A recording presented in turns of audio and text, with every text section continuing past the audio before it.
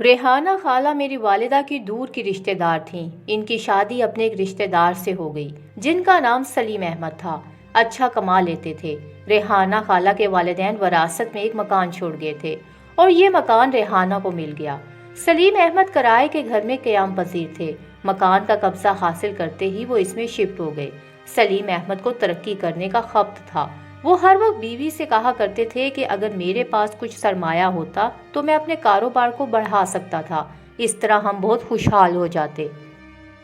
اللہ تعالیٰ نے ان کو اولاد کی نعمت سے محروم رکھا تھا۔ جب شادی کو 6 برس گزر گئے تو سلیم احمد نے ریحانہ سے کہا کہ اللہ نے اولاد سے نہیں نوازا تو کیوں نہ مکان بیچ دیں، ہمارے بعد نہ جانے کس کے قبضے میں چلا جائے گا۔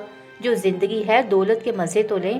وہ چاہتے تھے کہ مکان کی رقم سے کاروبار کو وسعت دیں، پھر کار کوٹھی بنانے کے لائق ہو جائیں گے اور گھر بھی دوبارہ مل جائے گا۔ ریحانہ خالہ نے کہا کہ ذاتی گھر ایک نعمت ہے اور ایک گھر بنانے میں عمریں لگ جاتی ہیں۔ بہتر ہے کہ اولاد کی تمنا کریں جو انسان کی زندگی کی اصل خوشی ہوتی ہے۔ اولاد تو نہیں ہو سکتی، سلیم احمد مایوسی سے جواب دیتے۔ تب ریحانہ خالہ کا دل بجھ کر رہ جاتا کیونکہ ان کو اپنے شوہر سے بے انتہا محبت تھی۔ وہ اپنے شوہر پر جان نثار کرتی تھیں اور وہ خود کو بانجھ اور مجرم سمجھتی تھیں۔ اپنے اس احساس سے نجات پانے کی خاطر انہوں نے اپنے شوہر سے اصرار کرنا شروع کر دیا کہ وہ دوسری شادی کر لیں۔ شوہر کو خوش دیکھنے کی خاطر اپنے پاؤں پر کلہاڑی مار لی، خود رشتہ داروں میں لڑکی تلاش کی، اپنے ہاتھوں سے شوہر کو دلہا بنا کر صحرا باندھا، جو زیور پاس تھا اور قیمتی جوڑے سب نئی نویلی دلہن کی نظر کر دیے۔ اس طرح قربانی کی انوکھی مثال قائم کرنے کے شوق میں اپنی ہی قسمت پھوڑ ڈالی۔ سوچا تھا سوتن کو سکھ دوں گی تو بڑی بن کر رہوں گی اور حسن سلوک سے اس کو بھی رام کر لوں گی، مگر سوتن پھر سوتن ہی ہوتی ہے۔ ریحانہ خالہ کے لاکھ حسن سلوک نے بھی اس عورت کو رام نہ کیا اور ریحانہ خالہ کی گھر میں موجودگی اس سے کھٹکنے لگی۔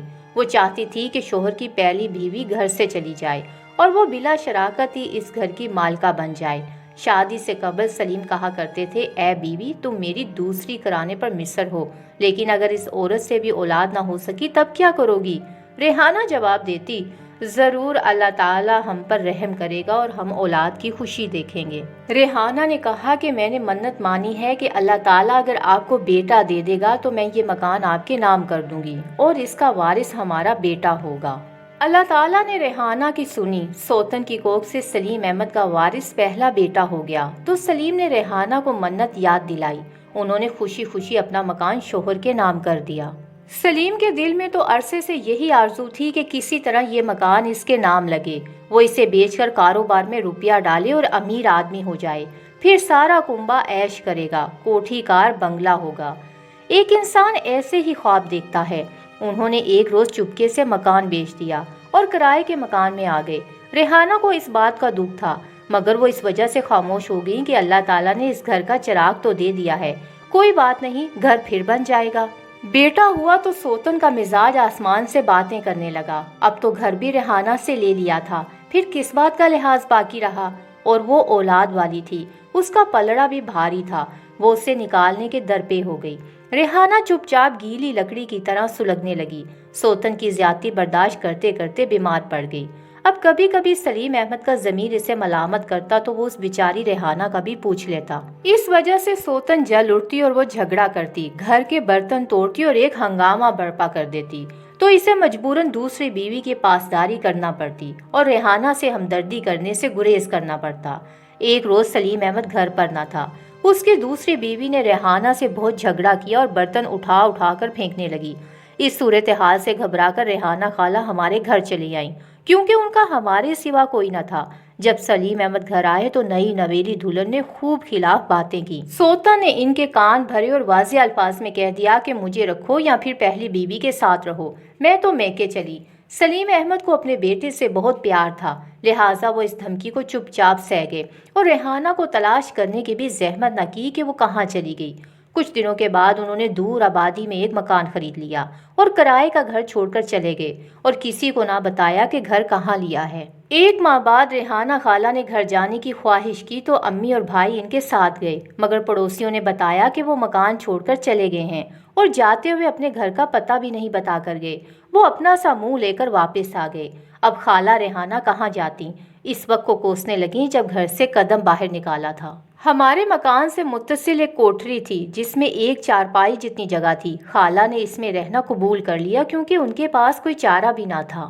محلے والوں کو ان کے حالات کا علم تھا، وہ ان کی ہر ممکن مدد کرتے اور ان کی بچیاں بھی قرآن پاک پڑھنے ان کے پاس آیا کرتی تھیں۔ یوں وہ زندگی کے دن گزارنے لگیں۔ 14 برس انہوں نے صبر و شکر سے گزار دیے اور کسی کو شکایت کا موقع نہ دیا۔ ایک دن ہم اسلام آباد گئے تو اچانک سلیم بھائی ہمیں مل گئے۔ انہوں نے بتایا کہ کاروبار خوب چل نکلا تو وہ اب اسلام آباد شفٹ ہو گئے ہیں اور یہاں اپنا بنگلہ ہے، وہ اب کافی امیر ہو گئے ہیں۔ بھائی نے ریحانہ کے بارے میں دریافت کیا تو وہ بولے کہ اس کی تو وفات ہو گئی ہے۔ یہ جواب سن کر ابو اور بھائی تو سکتے میں آ گئے۔ گھر آ کر خالہ کو بتایا، وہ بھی غمزدہ ہو گئیں اور پھر بولی کہ اگر انہوں نے مجھے مرا ہوا سمجھ لیا ہے تو یہی صحیح، شاید ان کی خوشی میرے مر جانے میں ہی ہے۔ والدہ اور والد صاحب نے بہت کہا کہ ہم آپ کو سلیم احمد کے گھر لے چلتے ہیں، دیکھتے ہیں کیسے نہیں رکھتا، مگر ریحانہ خالہ نے جانے سے انکار کر دیا۔ بولی میں یہاں عزت سے زندگی کے دن گزار رہی ہوں، بس یہی ٹھیک ہے۔ والد صاحب اور بھائی اسلام آباد سلیم صاحب کو سمجھانے گئے کہ تمہاری بیوی ہمارے گھر ہے، آ کر لے جائے۔ وہ بھی لے جانے پر راضی نہ ہوئے، بولے دوسری بیوی کو یہ بات گوارا نہیں ہوگی، وہ روٹھ کر چلی جائے گی تو میرے 4 بچے دربدر ہو جائیں گے۔ اب میں نے ریحانہ کی جدائی سے سمجھوتا کر لیا ہے، میری پرسکون زندگی میں طوفان نہ لائیے، میں آپ کا احسان مند رہوں گا۔ ریحانہ بیوی سے ہمیں کوئی تکلیف نہ تھی، وہ اپنی ذات کا خرچہ خود اٹھاتی تھیں۔ قسمت کا لکھا سمجھ کر ہم نے ان کو رہنے دیا۔ وہ بچیوں کو سپارہ پڑھاتی، محنت مشقت سے روزی کماتی تھیں۔ ایک دن کسی نے بتایا کہ سلیم احمد فوت ہو گئے ہیں۔ ریحانہ خالہ سے والدہ نے ذکر کیا تو وہ بہت غمزدہ ہو گئیں۔ ان کے ذہن پر اتنا اثر ہوا کہ بیٹھے بیٹھے اوٹ پٹانگ باتیں کرنے لگی۔ اب ان کا ذہنی توازن کچھ ٹھیک نہ رہا تھا۔ کہتی تھیں کہ وہ چلے گئے اکیلے ہی، مجھے بھی ان کے پاس جانا ہے، میں یہاں رہ کر کیا کروں گی۔ ایک روز وہ اچانک گھر سے نکل پڑیں، اپنے لیے گلی کی نکڑ تک سبزی لینے گئی تھیں اور واپس نہ لوٹیں۔ بہت تلاش کیا مگر نہ ملیں۔ گمشدگی کے 3 ماہ بعد ایک دن بازار میں سڑک پر بھیک مانگتی نظر آئیں۔ ان کی یہ حالت دیکھ کر ہمیں بہت صدمہ ہوا۔ ہم نے پکڑ کر گاڑی میں بٹھایا، گھر لا کر امی نے نہلایا دھلایا، صاف ستھرے کپڑے پہنائے۔ کچھ روز بعد اپنے حواسوں میں آ گئی تو بتایا کہ مجھے کچھ لوگ پکڑ کر لے گئے تھے، نیند کی دوا کھلا کر سلا دیتے تھے، پھر سڑک پر بھیک منگوانے لگے، نگرانی کرتے تھے، شام کو بھیک کی رقم سمیٹ لیتے تھے۔ یہ گروہ ہے جس کا کام ہی ہم جیسے لاچار لوگوں سے بھیک منگوانا ہے۔ میری طرح اور لوگ بھی ان کے چنگل میں پھنسے ہوئے ہیں۔ ہم ان کا بہت زیادہ خیال رکھنے لگے۔ ان کی ذہنی حالت ٹھیک نہ رہی تھی، نشے کی عادی ہو گئی تھی اور کبھی کبھی بہکی بہکی باتیں کرتی تھیں اور یادداشت کھو جاتی تھی تو پہچانتی نہ تھیں۔ ایک روز ذرا سی غفلت سے دروازہ کھلا رہ گیا تو نکل گئیں اور غائب ہو گئیں۔ بہت تلاش کیا مزاروں مسجدوں میں پر کہیں نہ ملی۔ وہ دن اور آج کا دن ڈھونڈتے رہے مگر ریحانہ خالہ کا کہیں سراغ نہ ملا۔ خدا جانے وہ کہاں ہیں۔ ہم یہی دعا کرتے ہیں کہ وہ جہاں ہوں اللہ تعالیٰ ان کی حفاظت کرے، زندہ ہیں تو ان پر زندگی کے دن آسان کر دے، اگر اس جہان میں نہیں ہیں تو خدا ان کی مغفرت کر دے۔